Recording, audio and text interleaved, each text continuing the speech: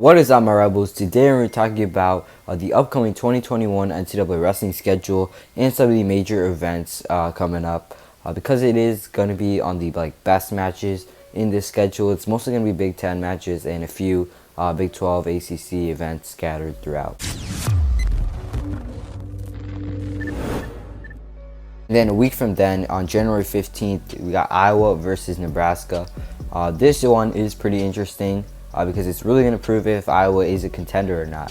125, they got Spencer Lee, who's probably going to win a title with Nick Sirianno out. Then 133, they got Austin Santo, who has a good chance of winning as well if he can beat RBY and Stevan Micic. And then they also got Jaden Ironman, Max Murin. Lost Pat Lugo, but they do have those two guys to fill in there. And then heavyweight, they got Cassiope, a pretty good wrestler as well.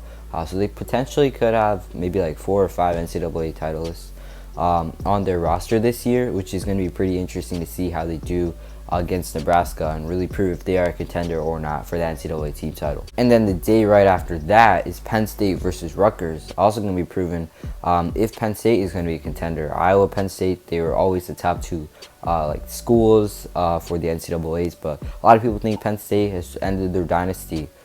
They don't have a lot of good wrestlers, or maybe not good wrestlers. They don't have a lot of great wrestlers like they used to have. Now they really only have Aaron Brooks and RBY who have a solid chance to make a title run.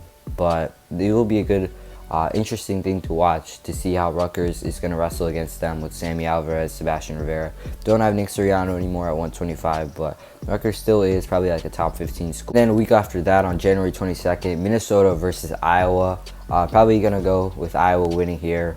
Interesting matchups will for sure be Gable Steveson versus Cassiope. And then on February 7th, Iowa and Ohio State and Purdue in a try.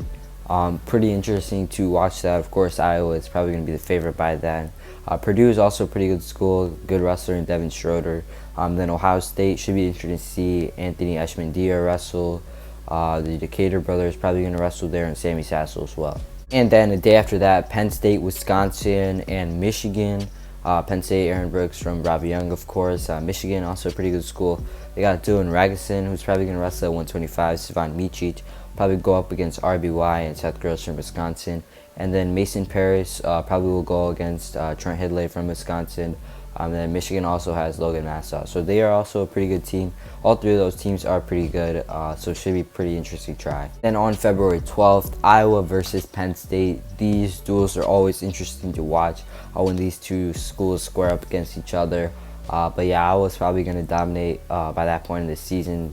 Got really good wrestlers. Unless RBY will probably upset the Santo, Aaron Brooks will probably win as well. But I just don't think Penn State has the wrestlers that it used to have to really make a run against teams like Iowa. So Iowa will probably. Ohio State versus Michigan is also going to be there, so that should be pretty interesting as well. Ohio State has pretty good wrestlers, and Michigan does as well. But most excited from Michigan, the guy I'm most excited to watch is Dylan Ragusin.